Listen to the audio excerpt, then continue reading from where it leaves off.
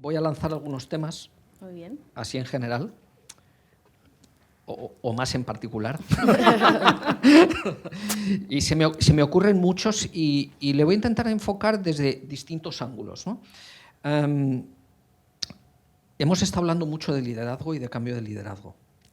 Y a mí me gustaría preguntaros, yo creo que en general, si tuviéramos delante a un directivo, hombre, mujer, más CEO, menos CEO, middle management, ¿qué características tendría que tener hoy o en los próximos años que hace 5 años no hacían falta o no tenía? Es decir, ¿qué recomendaciones en este entorno que estamos diciendo? Hay que cambiar la forma de liderar, el entorno es diferente, el talento es diferente. Puedo decir, ok, aquí estoy yo. ¿Qué 2, 3 cosas sugerís que debieran de cambiar los directivos? ¿Cuáles son esas capacidades o esos skills o ese algo que hoy es jueves, que el lunes a las 9 de la mañana alguien que ha estado escuchando esto diga, me han convencido, realmente hay 2 o 3 áreas donde me tengo que esforzar más o pedir ayuda o enfocarme? ¿Qué serían esas 3 características o estos 3 tips que daríais a un directivo que tienes que cambiar esto porque te has quedado un poco desfasado? ¿Qué serían? Bueno, si os parece, yo comienzo con mi opinión. Lo primero, escucha activa. Es súper importante saber qué está pasando. Escucha, obviamente, conocimiento de mercado, etcétera, pero también, hablando de talento y de tu empresa, ¿qué necesitan las personas? Poder cambiar de decisión fundada, porque obviamente, pero de una forma más ágil, agilidad, pragmatismo, por supuesto con unos cimientos claros de empresa, pero creo que es importante poder tener esa flexibilidad y donde, oye, hasta aquí nos ha traído esto, pero a partir de aquí tengo que hacer ese cambio. Y luego el tercero, bueno, yo es que para mí es fundamental ser muy positivo. Porque hay un ambiente muy convulso, hay un mercado muy complejo y la persona que nos lidere, con conocimiento, por supuesto, y razonamiento, etcétera, y enfoque, pero siempre con una actitud positiva. A mí me gustaría añadir, a lo que ha dicho María Jesús, yo añadiría generosidad. También creo que lo decías antes, ¿no? Ese secuestro emocional que se me ha quedado grabado, de cómo a veces tenemos en los equipos gente que es muy, muy válida, ¿no? Que bueno, claro, está aportando un gran valor dentro del equipo, que está contribuyendo un montón y, claro, es esa tendencia a no ser generosos y a retener a esa persona, que es horroroso, ¿no? Si lo piensas, retener porque digamos que dentro de tu grupo de trabajo pues te está funcionando fantástico. Entonces, generosidad para no solo detectar el talento, sino para aflorarlo y dejarlo fluir dentro de la organización, dejarlo fluir, ¿no? Porque al final es una de las fórmulas de que esa persona pues crezca dentro de la organización, no solo donde está, sino en otros ámbitos. Generosidad, y también te añadiría humildad.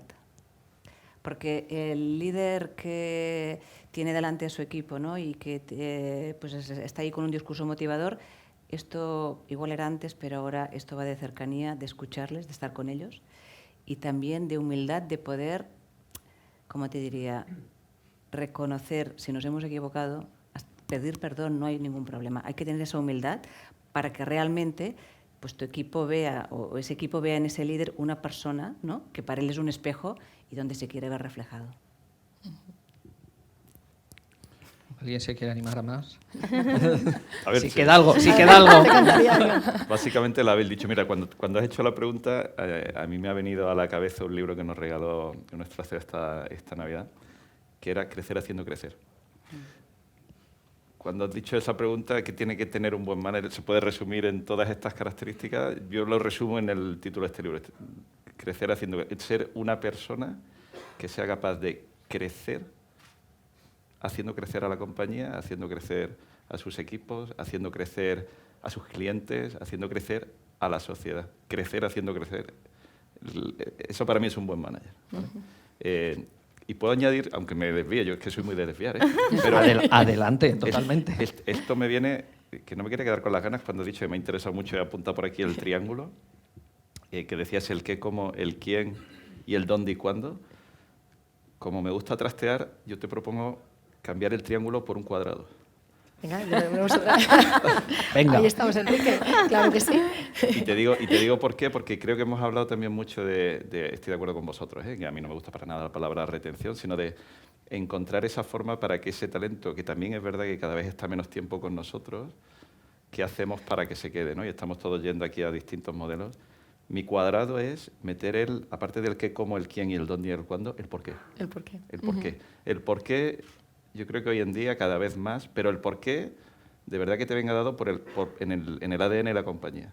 Es decir, nosotros encontramos que cuando realmente vamos a por un por qué, eso tiene mucha fuerza. Es una parte cultural también, ¿no? Es la parte de la cultura. O sea, realmente el porqué es porque tú tienes un alineamiento con la cultura, la vives, la sientes, ¿no? Y es una de las partes, pues, que me parece estupendo. Nosotros cuando decimos, nosotros tenemos un programa que es le llamamos Impact Plus, bueno, sí, sí. Y una parte del impacto que queremos hacer es en las personas, en las sociedades, en nuestros clientes, es creértelo, ¿no? Y ese porqué es muy poderoso, porque ese porqué te mueve muchísimo todo lo demás, ¿no? Entonces, pensamos que ese porqué ayuda mucho, ¿no? a esa atracción, pero a esa retención además, no retención, a ese mantenimiento por convencimiento, ¿no? Totalmente.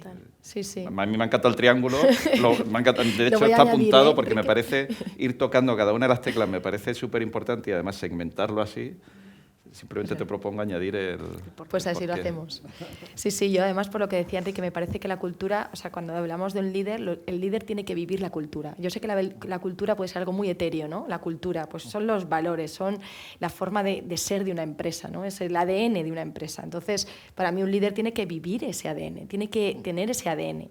Y para mí una cosa de un líder es muy importante que sea un líder, y hablábamos mucho ahora de no solamente de la diversidad, pero tiene que ser un líder inclusivo. O sea, para mí un líder tiene que ser inclusivo, porque va a tener que lidiar con muchas personas, con muchas necesidades, muchas motivaciones muy distintas, en un periodo de su vida muy distintas. O sea, entonces yo creo que es un valor ahora mismo que se requeriría en cualquier líder, ¿no?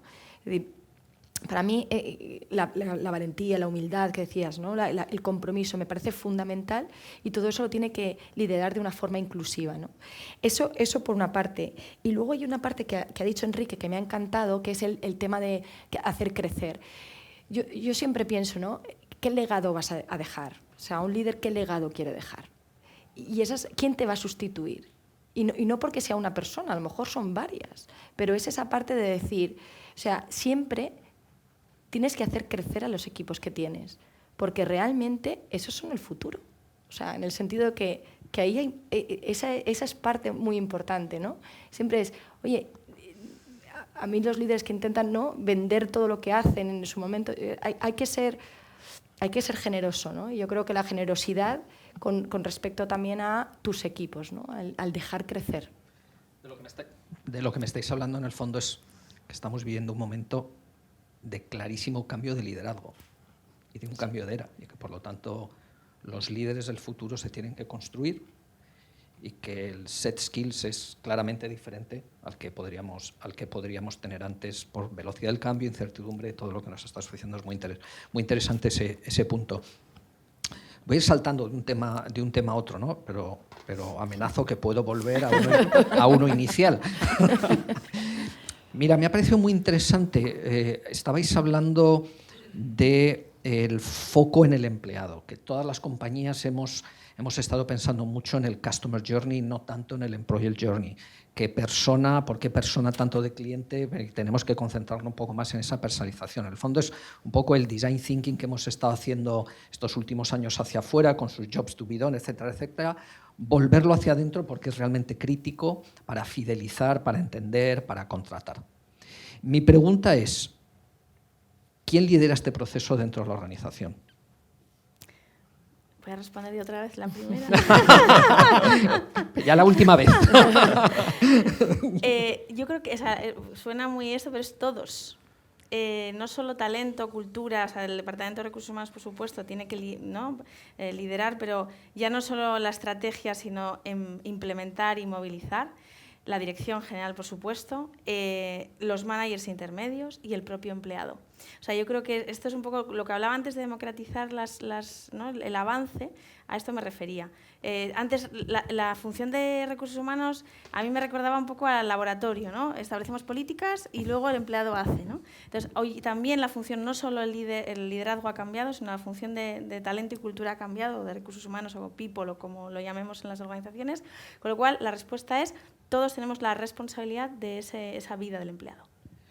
Todo este diálogo que estamos construyendo ahora, basado en todo lo que habéis dicho, esto nos lleva a que, yo no sé si decir la función, el rol, el liderazgo de lo que tiene que ver con talento, personas, sube en la jerarquía y en el ranking de lo que son las prioridades de una compañía y de un CEO.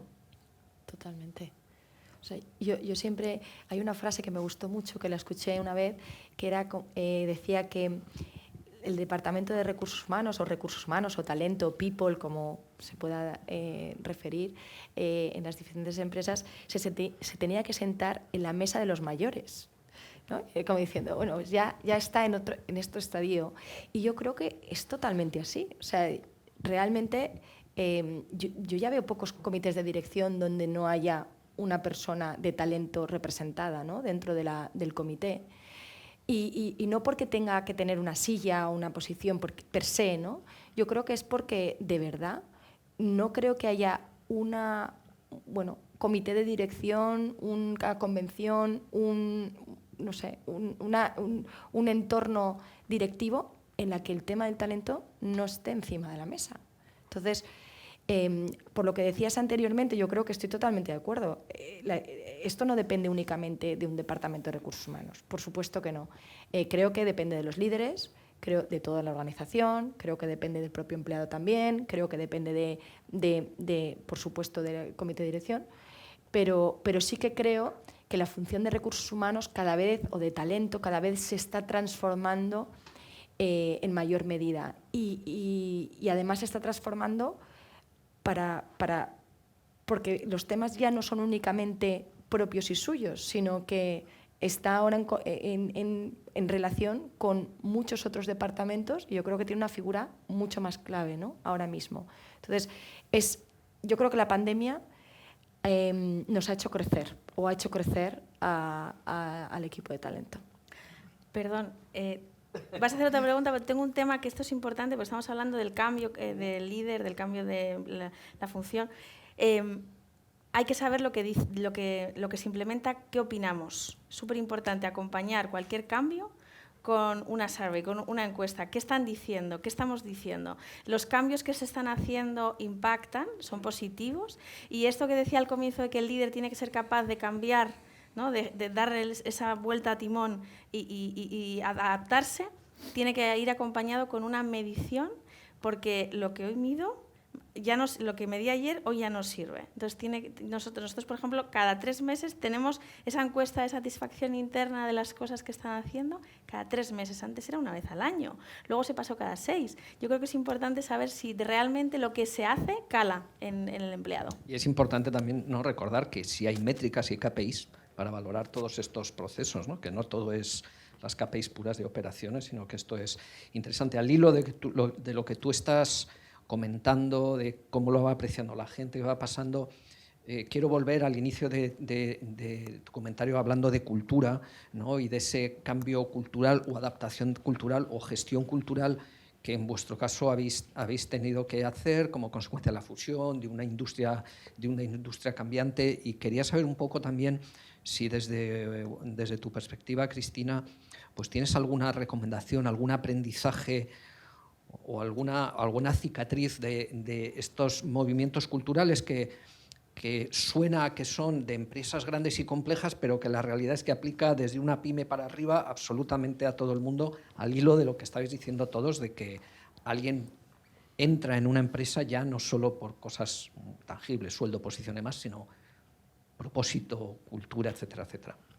Y yo creo que no hay tanto movimiento cultural. O sea, realmente, y estamos hablando de mucha casuística muy interesante, y nos hemos dejado una que para mí es clave al final, lo que te marca que tú puedes estar 1, 2 o 24 años en una empresa, es que tú cuando te levantas por la mañana te brillen los ojos y vayas con la ilusión de saber que ese día vas a disfrutar muchísimo con lo que haces. También. Porque yo creo que no es posible diferenciar la persona en dos facetas. La persona es una persona.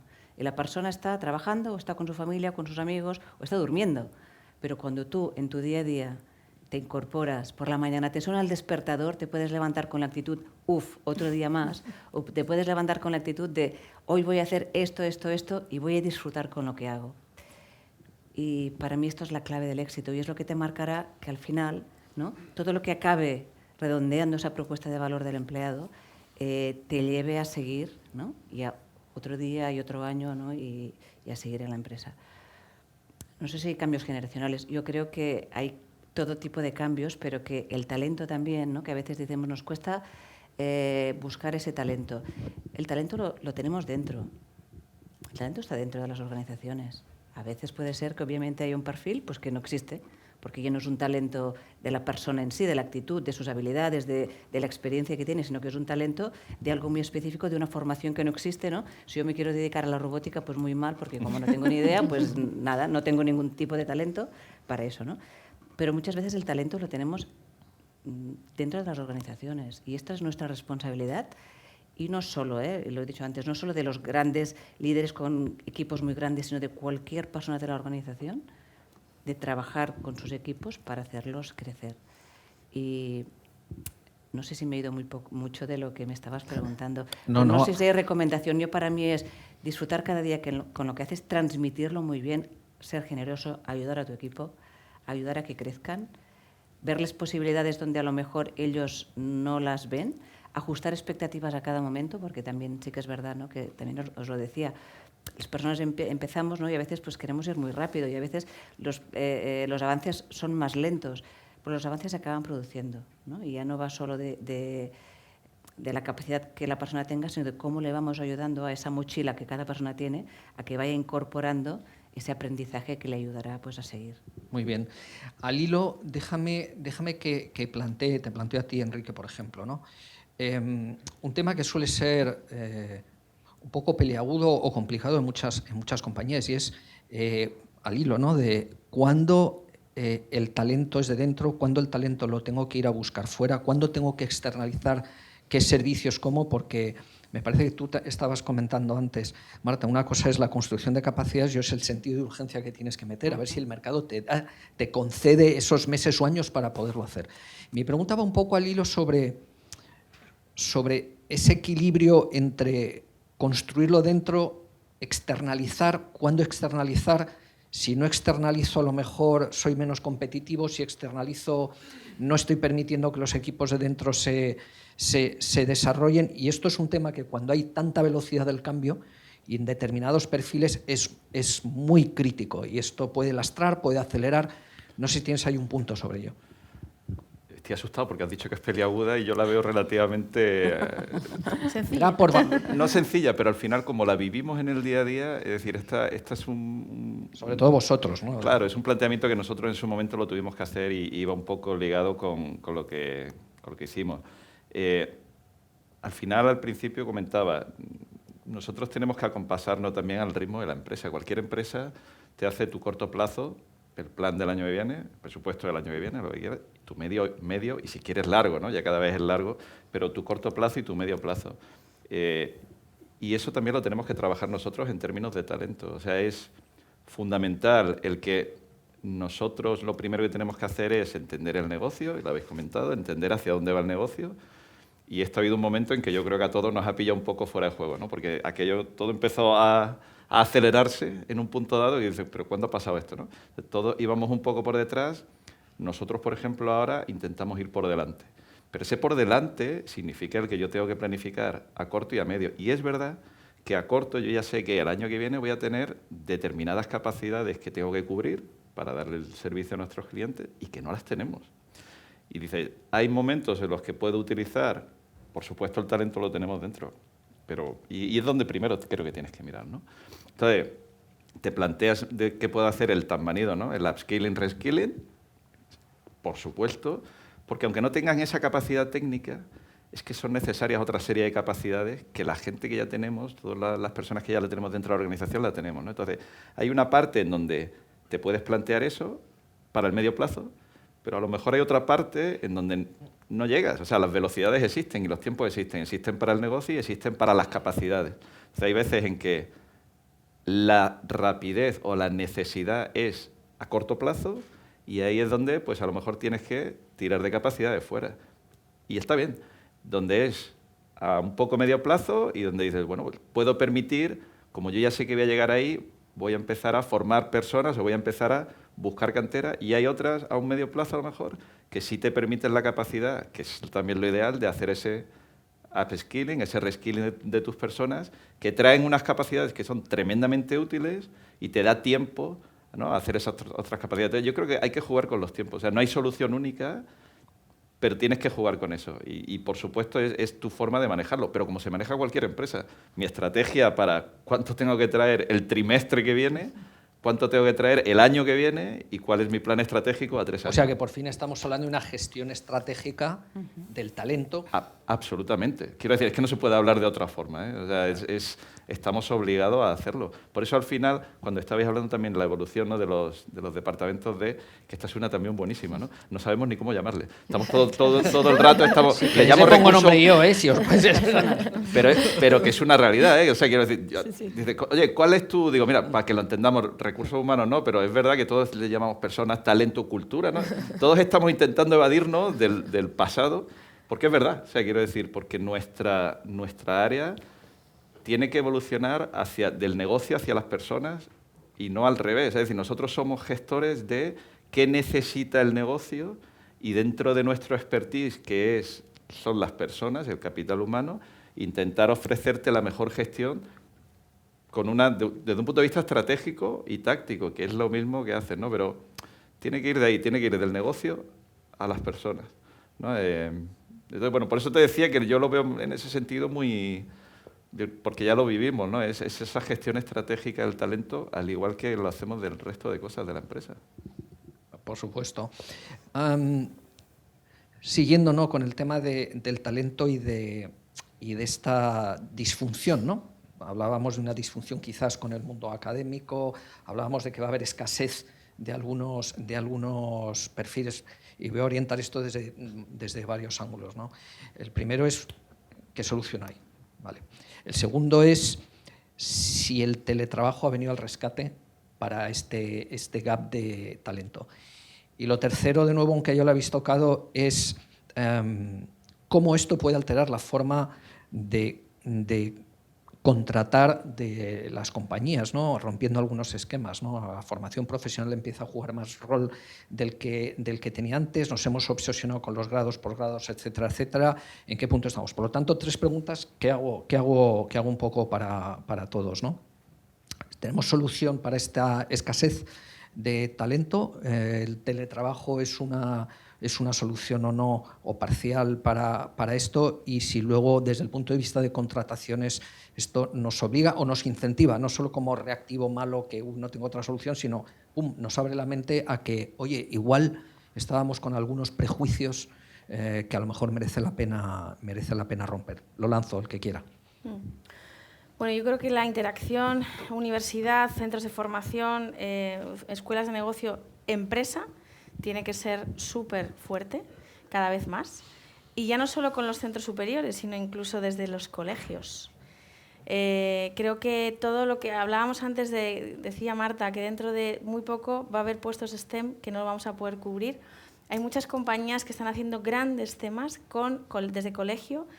Lo linko a talento femenino en este colectivo, para aflorar, ¿no? Como se afloran muchas otras cuestiones, pues poder aflorar desde la infancia o desde el colegio, oye, ¿qué te apasiona? Pero también yo te ayudo, ¿no?, a que veas qué es apasionante, ¿no? O sea, eso sería como didácticamente para generar ese afloramiento. Con lo cual, hoy existe un gap muy grande.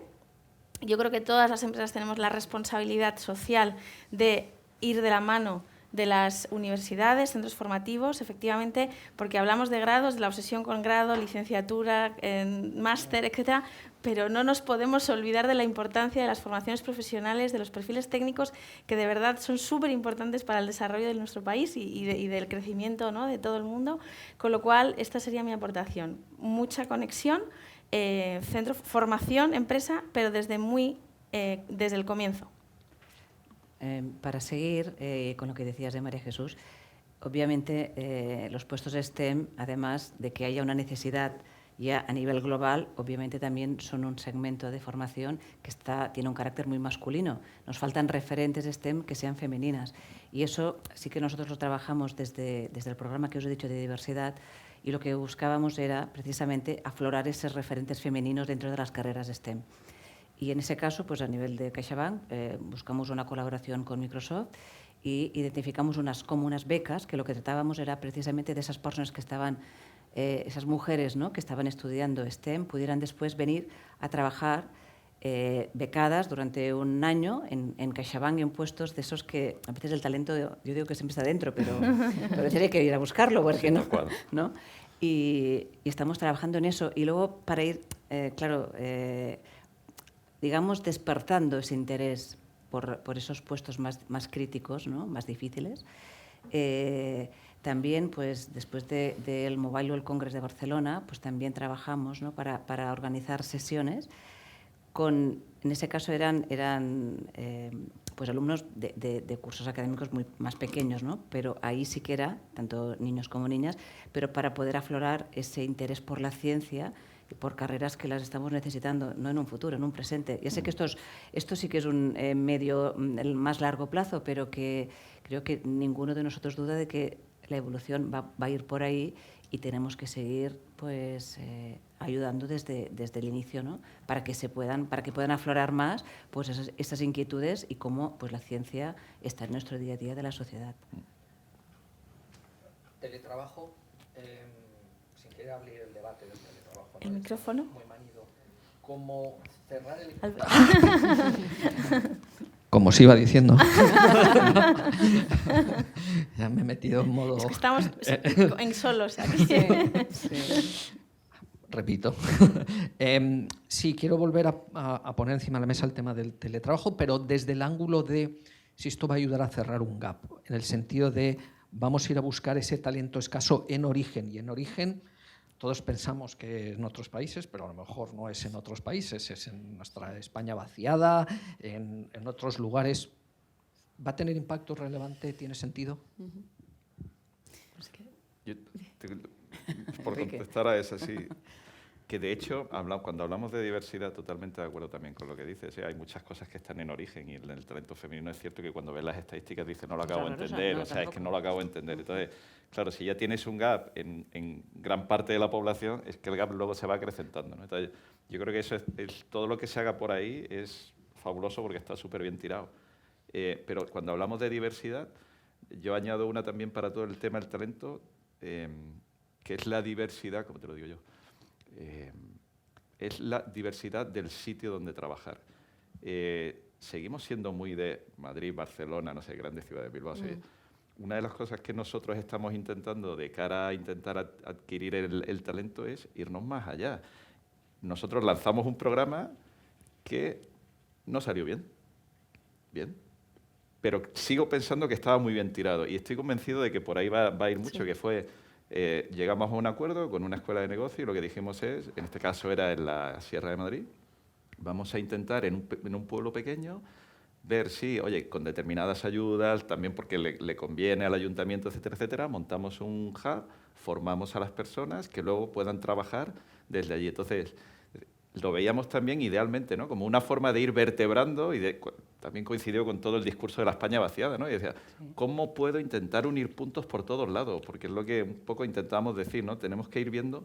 Entonces dijimos, oye, pues mira, si esto puede servir nosotros por el tipo de trabajo que tenemos, perfiles digitales, se puede trabajar perfectamente en remoto y con cierta flexibilidad, que no es la misma flexibilidad que trabajo en remoto, ¿no? Pero entonces dijimos, oye, vamos a intentar hacer esto. Bueno, no hubo mucha gente que se quisiera vivir, en este caso, a ese sitio, en la sierra. Pero sí creo que es una parte más de esa diversidad. Hablamos siempre de diversidad de género, de edad, diversidad.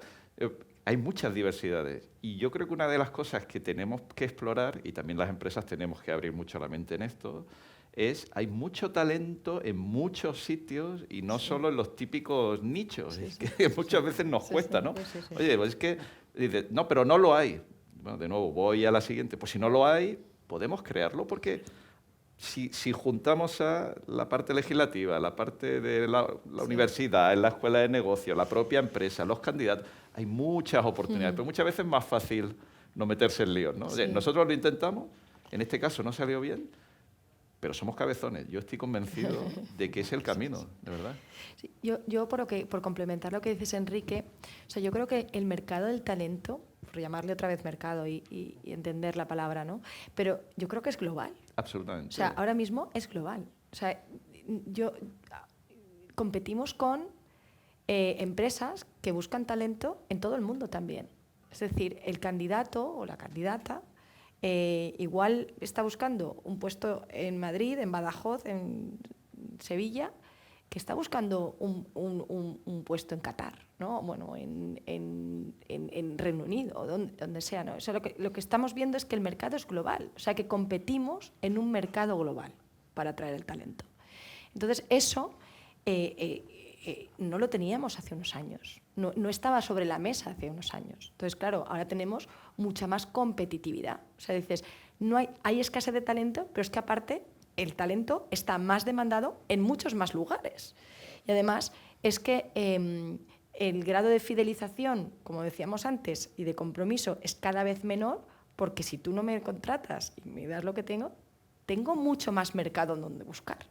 Entonces, eso es, por así decirlo, implica pues eso, adaptarnos a un mercado global de talento, no una mentalidad de local o de ciudad o de país. ¿Vale? El otro día, viendo una estadística, he visto que 20% de los puestos que se publican en LinkedIn incorporan la parte de flexibilidad horaria y de lugar de trabajo. Y el motivo por lo que 50% de las personas que dicen aplicar a esos puestos es por la flexibilidad y por la ubicación. O sea, lo que te está diciendo es, si no lo incorporas, porque decías, ¿va a ser crítico o no va a ser crítico? Hombre, esto te está diciendo que el 50% ha aplicado simplemente porque era un factor que estaba en la propuesta de valor o en la propia... Y es una perfil, oportunidad, ¿no?, para personas, pero también para empresas, para pymes, claro, para empresas de cualquier perfil, que rompen una barrera mental a veces de acceder a talento, ¿no? Totalmente, sí, sí. Para terminar, me he expresado, dejadme que le pegue una vuelta a una perspectiva. Nosotros estamos, por estar donde estamos, por la audiencia, hemos enfocado mucho a una perspectiva, un ángulo desde el punto de vista de directivo. Dejadme que en estos últimos 5 minutos lo enfoquemos desde el punto de vista de ese empleado quizás más joven, que de repente, me parece que lo estabas diciendo tú, Marta, la capacidad de negociación empleado-empleador se ha girado la mesa, ¿no?, como dicen los americanos, y de repente se encuentra en un entorno donde hay más poder de negociación, hay más opciones, el teletrabajo le abre mundo. ¡Wow! Muy interesante, ¿no? Y exigente, pero también interesante, donde los ciclos laborales para ellos son pues, de 3 años, etcétera, etcétera. No sé si os atrevéis a hacerle a esa persona una recomendación de con qué criterios debe de elegir, valorar o gestionar esos pasos profesionales. Esa empresa a la que podría entrar, ese equipo, a ese proyecto, estamos hablando de que ya no hay tanto gestión de carreras, a esa persona, ¿en qué se tendría, qué recomendación le daría sobre en qué se tiene que fijar cuando tiene una opción laboral? ¿Cuáles serían esos 2, 3 puntos de decirle, antes de entrar a una empresa, hoy fíjate en esto, valida esto? Bueno, pues en general, Cristina lo ha hablado, es importantísimo que la persona elija una compañía que esté en su sintonía. Tanto a qué se dedica esa compañía, es decir, ¿no?, cuál es la propuesta de valor de esa empresa al mercado laboral, a la sociedad, es súper importante. Obviamente hay muchas cuestiones higiénicas, ¿no?, de reputación financiera, estabilidad, proyecto, qué vas a hacer, a qué vas a impactar. Porque yo creo que a los jóvenes hoy les importa el proyecto muchísimo, pero sobre todo en en el por qué, en qué más voy a hacer, en qué voy a impactar. Voy a ayudar a las personas, voy a ayudar a la tecnología, voy a ayudar a lo que sea, ¿no? Y hay otra cuestión para mí súper importante, fundamental. Yo tengo, ¿no?, familiares más pequeños que me preguntan, pues conozco un poco esto, ¿no?, y me suelen llamar cuando se enfrentan a entrevistas.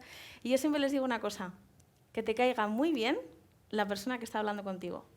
Parece una tontería, pero para mí es fundamental, porque en el día a día, y lo decía Cristina antes, te tienes que levantar con esa sonrisa y se respira la cultura y la forma de ser desde el primer comienzo, ¿no? Entonces, ¿quién va a ser tu manager o quien te está entrevistando? Las dos personas tienen que vibrar igual, te tiene que caer bien. Es un consejo muy sencillo, pero para mí es muy importante. ¿Algo más que añadir antes de...? Yo lo que diría es que no se cierren puertas. Que a veces vas con una idea de yo quiero hacer esto, pero yo empecé por casualidad en CaixaBank y llevo 24 años. O sea, que no se cierren puertas, que a veces entras por casualidad y resulta que te conquista y te enamoras, ¿no? Y ese enamoramiento te dura muchos años. Eso también pasa. Yo también diría el factor enamoramiento me parece fundamental. Tenemos que, bueno, como líderes tenemos que enamorar a nuestra gente y nuestra gente creo que tiene que estar enamorada con la empresa. Hay dos factores para mí. Uno principalmente es que compartas los valores, que compartas la esencia, que compartas la forma de ver las cosas, de comportarte, ¿no? Pero para mí también otro fundamental es que sintonices con tu jefe, con tu líder, con la persona que vas a reportar. Porque las empresas, en la mayoría de las ocasiones, las personas, en la mayoría de las veces dejan a sus líderes o a sus jefes, no dejan su trabajo. Muy bien. Bueno, ¿quién nos iba a decir que íbamos a terminar hablando del amor? Pero bueno, tiene mucho sentido tratándose del tema que estamos hablando de capital humano. Pues solo me queda, primero, daros las gracias por haber estado aquí. Lo segundo es daros la enhorabuena porque habéis aportado un montón de ángulos muy interesantes de una manera muy fluida en un tema que yo creo que solo va a más, como los roles de talento, recursos humanos, organización, people o como lo queramos llamar, y que claramente quizás, ¿no?, de los muchos mensajes que hemos dejado hoy encima de la mesa, yo diría que está subiendo en el ranking de importancia en la gestión y en el impacto de las organizaciones y, por tanto, de todas las personas. Así que, lo dicho, muchas gracias por vuestra participación y nos vemos pronto. Gracias.